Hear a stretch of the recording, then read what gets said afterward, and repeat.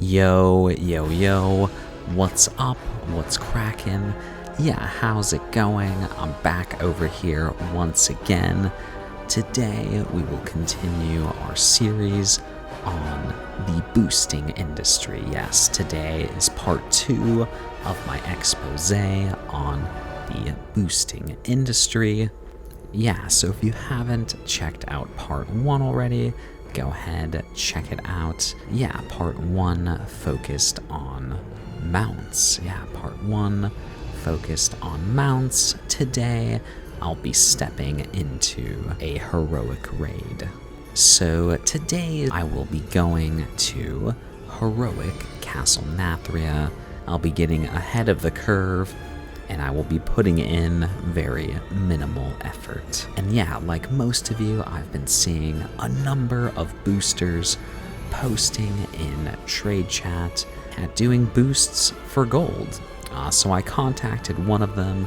This run today is done by Starlight Boosting. Yeah, Starlight Boosting. And yeah, if you've been playing, if you've been reading trade chat, I'm sure this is one of the boosting companies that you've seen around. They were advertising heroic Castle Nathria runs, and I figured, yeah, why not? I have an alt rogue who doesn't have very much gear, so let's see, maybe I can get a weapon, maybe I can get something interesting.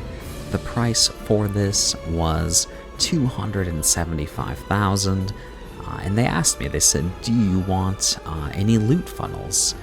And what is a loot funnel? This is when someone who wears your same armor type will come to the raid, and their purpose is to give you gear. Yeah, any gear that drops for them, they will give to you. So they gave me a discount on 2 loot funnels, which was an additional 250,000 gold. They said it was 50% off, so it ended up being 525,000.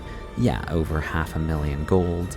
And the full price, they said, was 775,000.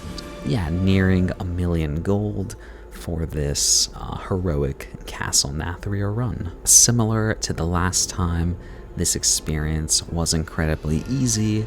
Within minutes of posting in their Discord, I got a message from one of their boosters, and they made the process really easy. They asked me what realm I would be running on. They also asked what realm I would be paying on. They make it super easy to pay.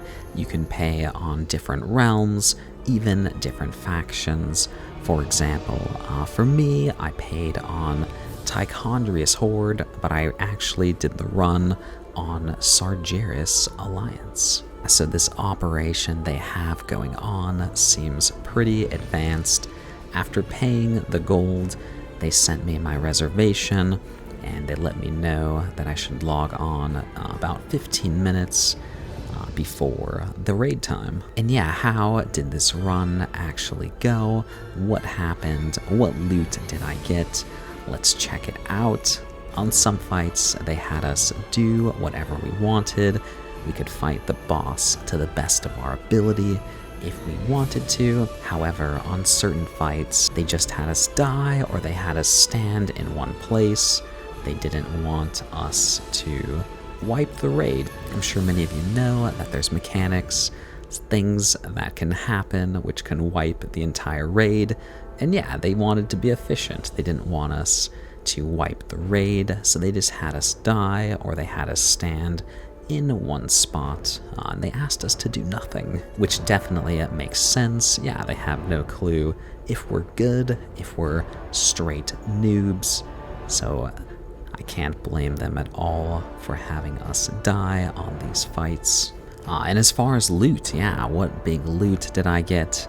I actually didn't get too much. I got 3 pieces total, and to be honest, only one of them was something that I might use.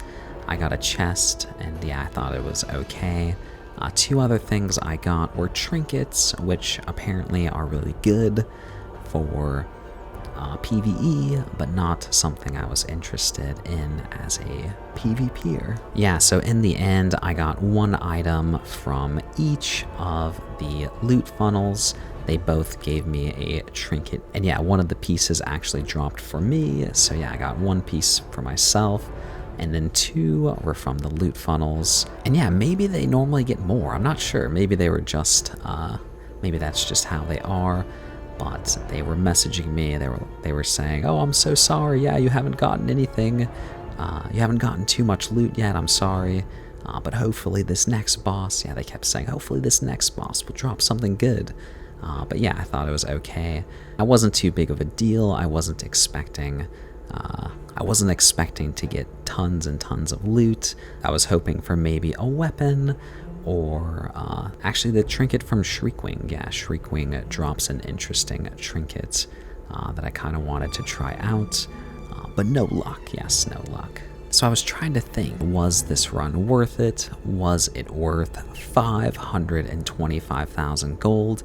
Over 500,000 gold, and yeah, I would say maybe. Yeah, maybe. It depends how much gold you're making, how much gear you have or don't have. Yeah, because there's no requirements. You can pay for a boost on a fresh level 60, and you can get yeah, you have a chance at getting a ton of gear. So in the end, it might save a decent amount of time if you want to get geared up quick, but you can also go and get nothing. Yeah, you can also go and get nothing.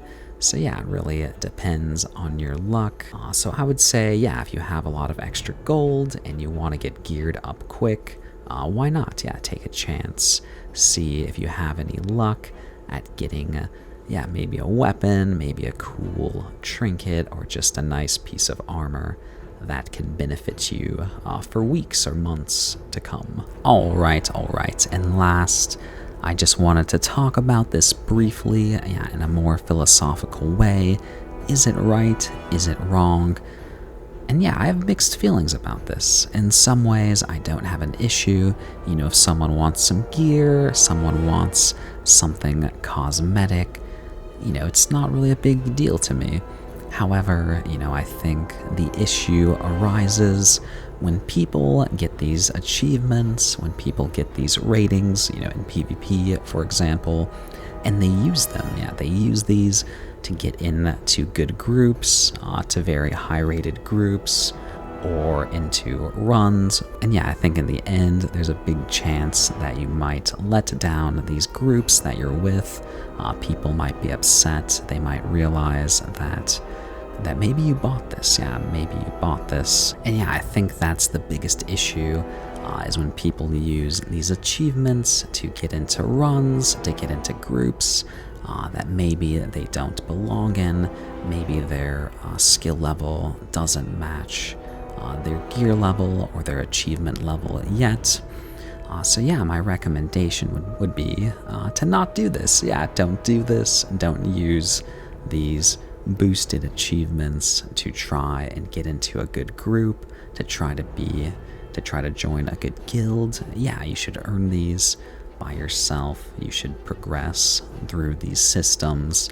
Prove your worth. Yeah, prove your worth. And if you're good enough, I'm sure these guilds will accept you with or without these achievements. Well, that's it. That's part 2 of my expose on the boosting industry. For part 3, maybe I'll cover mythics, maybe I'll cover some PvP. But yeah, let me know. Let me know what you're interested in, what you want to see in the future. Well, yeah, thank you. Yes, thank you for checking out this video. I appreciate everyone checking these out, leaving comments and likes.